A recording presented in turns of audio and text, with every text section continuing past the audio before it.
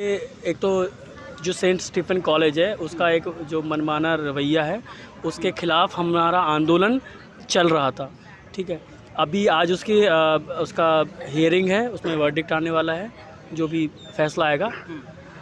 सवाल ये है कि पहली बात तो जो ये लोग कोर्ट में गए हैं, जो सेंट स्टीफन के जो प्रिंसिपल है उनको ये जवाब देना चाहिए कि वो किसके पैसे जो है वो कोर्ट केस में उड़ा रहे हैं। सवाल है कि यूनिवर्सिटी में कॉलेज में पढ़ने वाले स्टूडेंट्स का पैसा है जो ये लोग कोर्ट केस करके उड़ा रहे हैं। इनको इस पे जवाबदेही होनी चाहिए इनकी कि किस हैसियत से ये लोग ये चीज़ें कर रहे हैं। दूसरा, मनमाना इन्होंने जो रवैया अपनाया हुआ है कि एक यूनिवर्सिटी के तहत आने पर भी ये अपनी तरह का कुछ इन्होंने दाखिला प्रक्रिया चलाई हुई है। जाहिर सी बात है ये गैर बराबरी है, इसमें साफ दिख रही है कि गैर बराबरी है। दूसरा, इसमें बायस है कि जो ऊपर बैठे लोग जो इंटरव्यू लेंगे वो किसको सक्षम मानेंगे। क्या वो सरकारी स्कूल से आए हुए स्टूडेंट्स की स्थिति को जानते हैं कि वो किन स्थितियों से, किन परिस्थितियों से निकल कर यहाँ तक पहुँचे हैं, और उसके बाद जो इंटरव्यू दे रहे हैं क्या वो पूरा उनके साथ जो एक बराबरी का रवैया रखेंगे? नहीं रखेंगे, क्योंकि उनको पता ही नहीं है कि सरकारी स्कूल में किस तरह पढ़ाई हो रही है और किन परिस्थितियों से निकल के वो यहाँ तक पहुँचे। क्योंकि वो जो इंटरव्यू लेने बैठेंगे वो एक अपना उन्होंने खाका बनाया हुआ है कि इस तरीके के जो स्टूडेंट्स होंगे हम उनको लेंगे, यानी जो फर्राटेदार अंग्रेज़ी बोलता हो या बेबाकी से अपनी बात रखता हो, कॉन्फिडेंस के साथ चीज़ों को रखे, उस तरह का इन्होंने अपना एक अच्छा, इस सारे मामले को लेके दिल्ली यूनिवर्सिटी जो वीसी हैं दिल्ली यूनिवर्सिटी के, उनका क्या जवाब है इस सारी मामले को लेके? क्योंकि डीयू के अंतर्गत ही आपका जो सेंट स्टीफन कॉलेज आता है और सारे जितने भी डीयू के अंदर कॉलेज आते हैं उनके मालिक जो हैं डीयू वीसी हैं, तो उनका क्या जवाबदेही इसमें रहा? मालिक नहीं है, वो उनके अधिकार क्षेत्र में आता है। हाँ, पर उन्होंने उसके लिए मुझे नहीं लगता कोई पर्याप्त उन्होंने कदम उठाया। पहली बात तो ये लोग कोर्ट में गए इस फैसले के खिलाफ, प्रिंसिपल के ख़िलाफ़ कार्रवाई करनी चाहिए थी, सरकार से उनको बात करनी चाहिए थी और प्रिंसिपल को हटाया जाना चाहिए था कि आप ये क्यों मनमानी कर रहे हैं, आप अपनी मर्ज़ी से कैसे कर सकते हैं ये चीज़ें। क्या आपके ऊपर किसी हायर अथॉरिटी का कुछ अधिकार बचा है कि नहीं कि आप अपनी तरफ से मनमानी कर रहे हैं? पहली बात तो नहीं किया। दूसरी बात, इन्होंने भी बहुत सारी चीज़ें जो सीएट लाए हैं ये लोग, ठीक है, उसमें भी बहुत दिक्कतें हैं, ठीक है, उसके ख़िलाफ़ भी है। ये जो हमारा धरना है इसमें हमने सरकारी स्कूल के छात्रों के लिए 20% का रियायती अंक मांगा है, वो भी इनको देना चाहिए। और वीसी को तुरंत पहले तो इवनिंग कॉलेजेस शुरू करने चाहिए और ज़्यादा से ज़्यादा बच्चों को उसमें दाखिला देना चाहिए, और दूसरा नए कॉलेजेस खुलने चाहिए। लेकिन वाइस चांसलर है इस पर चुप्पी साधे हुए, और हमारा इससे पहले आंदोलन चल रहा था जिसको बहुत ही बर्बरतापूर्ण तरीके से इन्होंने दबाया है। लेकिन हम इनको यहाँ से बता देना चाह रहे हैं बिल्कुल साफ साफ कि जब तक हमारी ये मांगें पूरी नहीं होगी हमारा आंदोलन ख़त्म नहीं होगा। हम इसी तरह आपके खिलाफ़ संघर्ष करते रहेंगे। तो क्या स्टीफन कॉलेज अपने आप को डीयू से अलग मानता है, जो अपनी जो मनमानी लगातार कर रहा है वो कोर्ट में भी चला गया है? बिल्कुल, मतलब कुछ तो मान ही रहा है, या तो अपना ईगो सेटिस्फाइड करने के लिए लोग कोर्ट में गए हैं। छात्रों के भविष्य की कितनी चिंता है वो तो इनको दिख ही रहा है, मतलब इनकी हरकतों से दिख रहा है कि एक कह रहा है कि अपनी मर्ज़ी से एडमिशन लेंगे, दूसरा कॉलेज और ये सब चीज़ें खोलने को तैयार नहीं है, छात्रों को संसाधन देने को तैयार नहीं है, नए छात्रों को जो गरीब वर्ग से आए हैं छात्र उनको बराबरी का मौका देने को तैयार नहीं है। तो दोनों जो बैठे हुए बड़ी कुर्सियों पे ये अपना बेसिकली ईगो सेटिस्फाइड कर रहे हैं और छात्रों का जो भविष्य है वो दाव पे लगा के बैठे हैं, तो बहुत ही गलत बात है ये। तो आश्वासन कुछ मिला डीयूवीसी की तरफ से आपको इस चीज़ में? नहीं, अभी तक कुछ नहीं मिला। तो उम्मीद है कुछ आपको? बिल्कुल, हमें अपने संघर्ष पे उम्मीद है कि हम पहले भी हम लोग संघर्ष करते हुए आए हैं, ठीक है, हमारे पूर्वजों ने शिक्षा के लिए लड़ाइयाँ लड़ी हैं और हमने इतना संघर्ष किया कि आज जिस ज़मीन पे एक समाज आगे बढ़ रहा है, ठीक है, एक गरीब वर्ग का बच्चा पढ़ रहा है, ठीक है, वो संघर्ष हमने एक एक इंच जो ज़मीन है वो हमने संघर्ष से हासिल किया और आगे भी संघर्ष करेंगे और हम उनसे घुटनों पे लाएंगे हम उनको। आज सेंट स्टीफेंस कॉलेज की कोर्ट में हियरिंग है इसी बात को लेकर कि हर साल दाखिला प्रक्रिया के दौरान सेंट स्टीफेंस कॉलेज 15% जो वेटेज है वो इंटरव्यू की प्रक्रिया को देता है, जो कि एक एलिटिस्ट पॉलिसी है, डिस्क्रिमिनेटरी पॉलिसी है, एक्सक्लूजनरी पॉलिसी है। इससे साफ साफ ये सुनिश्चित किया जाता है कि किस तरीके से जो वंचित समुदाय से छात्र आ रहे हैं वो इस तरीके के इंस्टीट्यूट्स में, इस तरीके के कॉलेजेस में किस तरीके से एडमिशन ना ले पाए, उन्हें किस तरह लगातार बेदखल किया जा सके, इसका महज एक ज़रिया है इस तरीके की प्रक्रियाएँ। तो पहली मांग तो हमारी ये है कि समान दाखिला प्रक्रिया हो सभी कॉलेजेस में। ये सेंट स्टीफेंस कॉलेज में जो दोहरी दाखिला प्रक्रिया है इसको ख़त्म किया जाए। इन्हीं मांगों को लेकर हमने पिछले महीने जून के महीने में 15 दिन तक हम अनिश्चितकालीन धरना प्रदर्शन पर भी यहाँ पर बैठे थे, जहाँ पर हमें 15वें दिन लगातार हमें ज़ोर ज़बरदस्ती करके हमारे साथ मारपीट करके हमें पुलिस ने यहाँ से हटाया। उसके पहले भी हम लगातार प्रोटेस्ट करते रहे सेंट स्टीफेंस कॉलेज के सामने। तो ये आलम है कि वो इस हद तक अपने आप को यूनिवर्सिटी के बाहर समझता है कि इन मांगों को लेकर जब हमने ज्ञापन सौंपा स्टीफेंस कॉलेज को, तो ज्ञापन तक एक्सेप्ट करने से स्टीफेंस प्रशासन ने मना कर दिया। तो पहली हमारी मांग ये है कि ये पब्लिक फंडेड यूनिवर्सिटी का कॉलेज है, ये कोई प्राइवेट कॉलेज नहीं है, ये जनता के पैसे से चलता है। तो ये जो अपना मनमाना व्यवहार जारी रखना चाहता है, इस तरीके की पॉलिसी को कंटिन्यू रखने का, इसे ख़त्म किया जाए, समान दाखिला प्रक्रिया हो। बाकी दो हमारी बेहद महत्वपूर्ण लॉन्ग स्टैंडिंग डिमांड्स ये हैं कि यूनिवर्सिटी में पिछले 20-30 साल में कोई नया कॉलेज हमें खुलता नहीं दिखता, नई सीटें हमें नहीं दिखती। ये शर्मनाक बात है। इसका खामियाजा वंचित समुदाय से आने वाले छात्र भुगतते हैं जब वो 12वीं के बाद यहाँ पर दाखिले के लिए अप्लाई करते हैं। लेकिन हर साल कट ऑफ की दीवार ऊंची की जाती है। इस साल CUET ले आया गया है ये सुनिश्चित करने के लिए कि केवल संसाधन संपन्न परिवारों से आने वाले छात्र, प्राइवेट स्कूल से आने वाले छात्र ही यहाँ पर दाखिला लेने का सपना देख पाएँ। तो उनके लिए सभी कॉलेज में इवनिंग बैच शुरू किए जाएँ। कुछ कॉलेज में इवनिंग बैच चलते हैं, यानी कि ये प्रैक्टिकल मॉडल है, फीजिबल मॉडल है, सभी कॉलेज में इवनिंग बैच चालू किए जा सकते हैं। तो सभी कॉलेज में इवनिंग बैच शुरू किए जाएँ ताकि और ज़्यादा स्टूडेंट्स जो गवर्नमेंट स्कूल से आ रहे हैं उन्हें यहाँ पर दाखिला मिल पाए। और सरकारी स्कूल से आने वाले छात्र जिनका पहला अधिकार होना चाहिए पब्लिक फंडेड यूनिवर्सिटी पर, पब्लिक फंडेड हायर एजुकेशन पर, उन्हें अपना अधिकार मिल पाए। और इसके लिए तीसरी डिमांड ये कि सरकारी स्कूल से आने वाले छात्रों को दाखिले की प्रक्रिया के दौरान 20% रियायती अंक यानी कि डेरिवेशन पॉइंट्स दीजिए। प्राइवेट स्कूल से आने वाले स्टूडेंट्स को, ज़्यादातर जो प्राइवेट स्कूल से स्टूडेंट्स आ रहे हैं वही यहाँ पर दाखिला ले पाते हैं, क्योंकि हर साल यहाँ पर कट ऑफ की दीवार हमने पिछले सालों में देखा है 100% से शुरू होती है और बनी रहती है वहीं पे। 100% नंबर सरकारी स्कूल में किसके आते हैं? CUET की बात कर लें हम, इस साल ये व्यवस्था CUET ले आई है, यानी कि संकेत दे दिया साफ साफ, आपकी जेब में पैसा है कोचिंग कर पाने का CUET की, तो आप सपना देखिए यहाँ पे दाखिला लेने के लिए, वरना आप SOL, IGNOU, NC वेब इन सब दूरस्थ शिक्षा के माध्यमों में शिक्षा के नाम पर आप पागल बनते रहिए और इस समाज में सस्ता मजदूर बनने के लिए आप तैयार होते रहिए। तो ये हम इस तरीके का मंजर हम नहीं जारी होते हुए देखना चाहते हैं। हम चाहते हैं यहाँ पर कि बहुसंख्यक जनता जिसके पैसे से ये यूनिवर्सिटी चलती है उनके बच्चे यहाँ पर दाखिला ले पाएँ और इस यूनिवर्सिटी एजुकेशन को असल मायनों में एक्सेसिबल और इंक्लूसिव बनाया जा सके उस तबके के लिए, उस बहुसंख्यक तबके के लिए जो समाज में अभी तक बराबर शिक्षा से, समान शिक्षा से, पब्लिक फंडेड हायर एजुकेशन से वंचित रहा है। अच्छा, क्या लगता है आपको, लगातार आप लोग इन मांगों को लेके प्रदर्शन कर रहे हैं? पिछली बार भी 15 दिन जैसे आपने बताया, उसके बाद आपको पुलिस प्रशासन द्वारा हटा दिया गया ज़बरदस्ती यहाँ से। तो क्या लगता है ऐसे आंदोलन करने से आपकी मांगों को मान लिया जाएगा?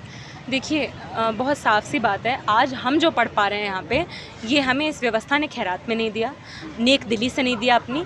ये बहुत सारे लोगों ने संघर्ष किया है, लगातार संघर्ष किया है, चाहे वो ज्योतिबा फुले हों, सावित्रीबाई फुले हों, फातिमा शेख हों, भगत सिंह हों, आयन कली हों, अलग अलग लोगों ने अलग अलग समय पर केवल सरकारी स्कूल तक भी पहुंच पाने के लिए संघर्ष किया है।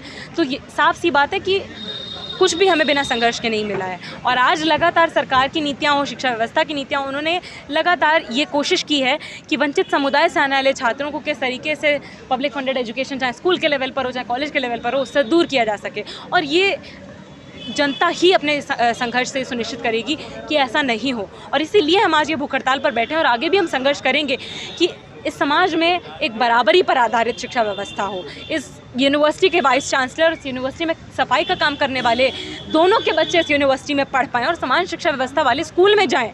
ये नहीं कि एक छोटा सा हिस्सा ऐसा है जहाँ पर शिक्षा व्यवस्था के शिक्षा मंत्री का बच्चा, सरकारी स्कूल के प्रिंसिपल का बच्चा, चीफ मिनिस्टर, प्राइम मिनिस्टर का बच्चा, अपना बच्चा प्राइवेट स्कूल में जाता है, कॉन्वेंट में पढ़ने जाता है, और सफाई कर्मचारी का बच्चा सरकारी स्कूल में जाता है जहाँ पर साइंस का ऑप्शन नहीं, जहाँ पर कॉमर्स का ऑप्शन नहीं, जहाँ पर अगर आर्ट्स मजबूरन लेनी पड़ी तो उसमें इंग्लिश का ऑप्शन नहीं है। और फिर उन परिस्थितियों से आने वाले छात्र से आप कैसे उम्मीद कर सकते हैं कि वो स्टीफेंस कॉलेज के इंटरव्यू की दीवार को पार कर ले?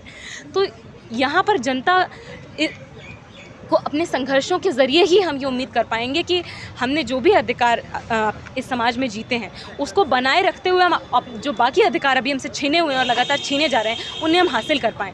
समान शिक्षा का अधिकार बहुत ही बुनियादी अधिकार है। समान शिक्षा जब तक लोगों तक नहीं पहुंचेगी तब तक एक बड़ा हिस्सा लोगों का सपना भी नहीं देख पाएगा कि वो समाज में अपनी परिस्थिति को बेहतर कर सकता है। वो ऐसी नौकरी ढूंढ सकता है जहाँ पर अगर उसकी कई पुश्तें सफाई का काम करती आ रही हैं तो उसको भी सफाई का काम करने पर मजबूर ना होना पड़े। वो सपना वो तभी देख पाएगा जब ये शिक्षा का अधिकार, समान शिक्षा का अधिकार उस तक पहुँच पाए, और उसके लिए हम संघर्ष करेंगे। ये बेशर्मी है इस शिक्षा व्यवस्था की, इस यूनिवर्सिटी की, कि जो चीज़ें, जो बातें इन्हें खुद रियलाइज़ करनी चाहिए थी रिव्यू के थ्रू, वो हमें स्ट्रगल करके, मजबूरन स्ट्रगल करके इनको इनसे मनवानी पड़ती हैं, इनको समझानी पड़ती हैं।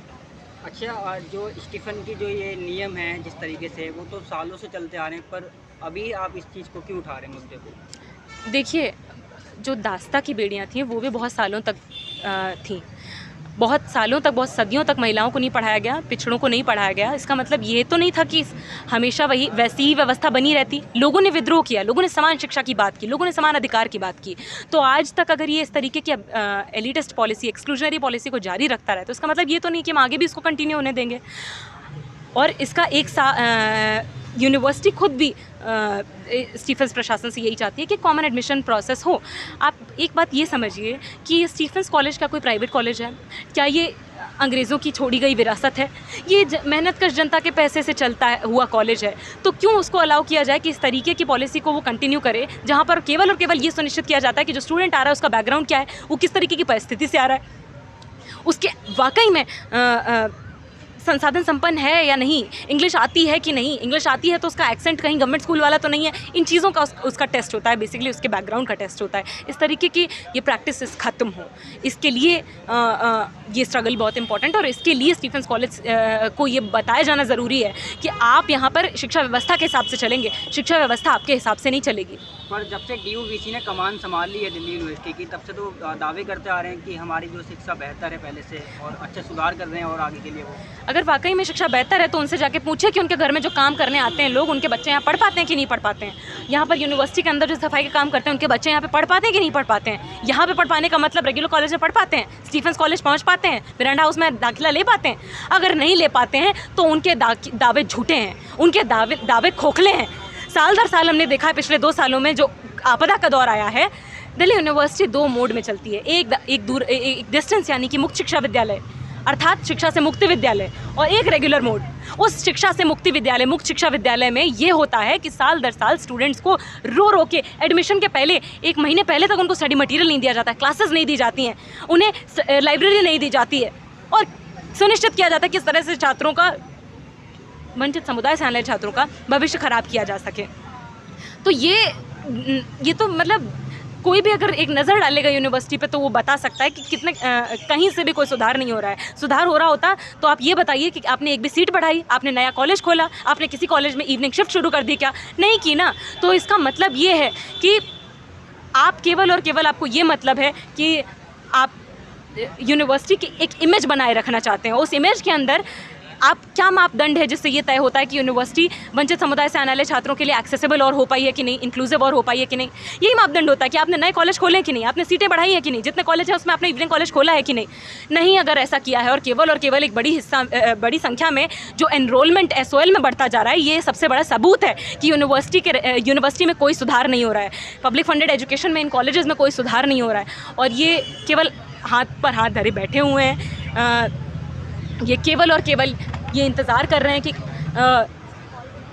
स्टूडेंट्स केवल यहाँ पर आएँ, पढ़ें और यहाँ से निकल जाएं, और केवल कंपटीशन में आंख बंद करके हिस्सा लेते रहें। ऐसा नहीं होगा। यहाँ यूनिवर्सिटी के अंदर जो हम बराबरी की बात करते हैं, समानता की बात करते हैं, उसको हम वाकई में हकीकत में तब्दील करने के लिए ये संघर्ष बहुत ज़रूरी है। और ये संघर्ष उसका एक सिंबल है कि हम वाकई में चाहते हैं कि जिस हिस्से को सबसे ज़्यादा शिक्षा की ज़रूरत है, सबसे ज़्यादा सम्मानजनक रोज़गार की ज़रूरत है, अपनी परिस्थितियों को बेहतर कर पाने की ज़रूरत है, उस हिस्से को यहाँ पर आपको शिक्षा देनी पड़ेगी, समान शिक्षा देनी पड़ेगी। देखिए, एक चीज़ है कि एक दिन में चीज़ें नहीं होती हैं, ठीक है। जैसे कि हम लोग पहले भी 15 दिन बैठे थे, तो दबाव तो प्रशासन पर बनता ही है, ठीक है। लेकिन जो हमारी लॉन्ग टर्म की डिमांड है सरकारी स्कूल की के स्टूडेंट्स को डेप्रिवेशन पॉइंट्स की और नए कॉलेजेस खोलने की, इसको हम अलग अलग प्लेटफॉर्म पर ले जाकर इसको एक बड़े आंदोलन के तौर पर लेकर आएंगे। हैं, या उसको लेकर भी जा रहे हैं स्कूल के स्टूडेंट्स के बीच में, बस्तियों में, मज़दूर बस्तियों में, जहाँ पे मज़दूरों के बच्चे रह रहे हैं, वहीं पढ़ रहे हैं, सरकारी स्कूल के स्टूडेंट वहाँ पढ़ रहे हैं। तो प्रशासन पर दबाव तो है, ये चीज़ है। बाकी देखिए, इतिहास में भी एक ही दिन में सब कुछ चीज़ें नहीं मिली, नहीं हम एक ही दिन में आज़ाद हुए थे, और महिलाओं को शिक्षा भी बहुत संघर्षों के बाद मिली। तो आज के जो भूख आपका हड़ताल है जो, उसमें सभी छात्र जो यहाँ पे मौजूद हैं, सभी क्या भूख हड़ताल बैठे हुए हैं या कुछ ही छात्र इसमें? देखिए, 8 छात्र भूख हड़ताल पर हैं, जो 12 घंटे की भूख हड़ताल पर है। तो आज आपका ये एक दिन का ये आंदोलन जो है, हड़ताल जो है, हाँ, ये एक संकेत के तौर पर है, ठीक है, कि हम उन स्टूडेंट्स में से नहीं हैं, या फिर जो प्राइवेट स्कूल से आ रहे हैं, क्योंकि जो यहाँ पर पहुँच भी पा रहे हैं उनको उतना दिक्कत नहीं है, ठीक है। तो इस तौर पर भी हम एक संकेत दे रहे हैं कि अब हम और चुप नहीं बैठेंगे, हम अपने हकों के लिए लड़ेंगे, और जो बहुसंख्यक हिस्सा है, जो सबसे दबा हुआ हिस्सा है, शिक्षा उस तक भी समान रूप से पहुँचे। अच्छा, आपको क्या लगता है कि इस तरह से जो लगातार बर्बरता आपके साथ की जा रही है, आंदोलन को मतलब एक तरीके से रोका जाता है, पिछली बार 15 दिनों के बाद भी आपका ख़त्म कर दिया गया था एक बर्बरता के साथ, तो इस तरह से कैसे आप जीत पाएंगे अपनी लड़ाई को? देखिए, प्रशासन और दिल्ली यूनिवर्सिटी का लगातार ये रवैया रहा है कि आंदोलन को कुचलना, लेकिन इसके बावजूद भी हम लोग लगातार संघर्षरत हैं, और लगातार हम इन डिमांडों को लेकर सड़कों पर आते रहें और लगातार आते रहेंगे जब तक ये डिमांड नहीं माना जाता। तो क्या प्रशासन को आपकी जायज़ मांग नहीं लग रही है, या क्या कमी है ऐसी जो नहीं सुनने को तैयार है प्रशासन? क्योंकि दिल्ली यूनिवर्सिटी जो वाइस चांसलर है, या स्टीफेंस कॉलेज के प्रिंसिपल हमारी है, उनको ये लगता है कि ये जायज़ मांग नहीं है। उनको ये क्योंकि ये बहुसंख्यक जो गरीब तबके के लोग हैं आते हैं, उनके लिए हम लोग डिमांड उठा रहे हैं, और उनकी डिमांड इनको जो है जायज़ नहीं लगती। इनको सिर्फ जो कुछ चंद अमीर लोग हैं, उन्हीं के लिए इनको जो है अपना एलिटिज़म बचाए रखने के लिए स्टीफेंस कॉलेज जो है 15% इंटरव्यू जैसी पॉलिसीज़ लेकर आता है। और जिस पे दिल्ली यूनिवर्सिटी भी पिछले, अगर आप देखो, अभी तो CUET आ गया, इससे पहले भी ये सिस्टम रहा है स्टीफेंस कॉलेज में, कि कहीं ना कहीं ये दिखा रहा है कि जो कुछ चंद अमीर लोग हैं, उन्हीं को ये लोग, उन्हीं के लिए जो ये लोग पॉलिसीज़ बना रहे हैं, और उन्हीं को वो कर रहे हैं। ये है कि यहाँ वाइस चांसलर जो बने हैं वो कौन है? क्या वो किसी गरीब परिवार से निकले हुए हैं? जाहिर सी बात है, वो अपर मिडिल क्लास के परिवार के बैकग्राउंड से आते हैं, ठीक है। तो इसलिए भी उनको आम जनता की डिमांड्स गैर ज़रूरी लगती है, इसीलिए वो भी अपनी ही क्लास के स्टूडेंट को यहाँ लाना चाहते हैं। आपका कहना ये भी है कि अगर यही मांग कोई अमीर छात्र या कोई अलग संगठन उठाता तो जायज़ लगती प्रशासन को भी? देखिए, पहली बात तो ये है कि मांग कौन उठाता है, मांग इस तौर पे तय होती है कि आपको किस चीज़ की ज़रूरत है, ठीक है। जैसे यहाँ पर रेगुलर कॉलेज के स्टूडेंट इस बात की डिमांड करते हैं कि हमें साल में 2 बार फेस्ट कराए जाएं, 3 बार फेस्ट कराए जाएं, या हमारे हॉस्टल का पैसा कम किया जाए, ठीक है। पर ये बहुत ही आश्चर्य की बात है कि कोई भी ये डिमांड नहीं उठाता है कि और कॉलेज खोले जाएँ, या सरकार या SOL में जो स्टूडेंट्स पढ़ रहे हैं उनको यहाँ पे रेगुलर क्लास दी जाए, क्योंकि उनके लिए वो ज़रूरत नहीं है। पर SOL की जो आप बात कर रहे हैं, वहाँ से तो ज़्यादातर आवाज़ उठती ही नहीं है, उन छात्रों को शायद ज़रूरत ही नहीं उस चीज़ की, इसलिए। देखिए, आप ये एकदम गलत कह रहे हैं, क्योंकि पिछले 7-8 साल से SOL में लगातार धरना चल रहा है, ठीक है। वहाँ के छात्र आंदोलनरत हैं अपनी डिमांड्स को लेकर।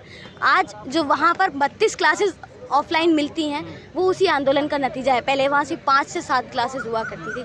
स्टडी मटेरियल, आपको पता होगा कि क्रांतिकारी युवा संगठन जो SOL के स्टूडेंट्स का ही एक यूनियन है, वो कोर्ट तक गया था इस बात को लेकर कि स्टूडेंट्स के एग्ज़ाम आ रहे थे और बिना स्टडी मटेरियल दिए उनसे एग्ज़ाम लिए जा रहे थे, बिना बताए।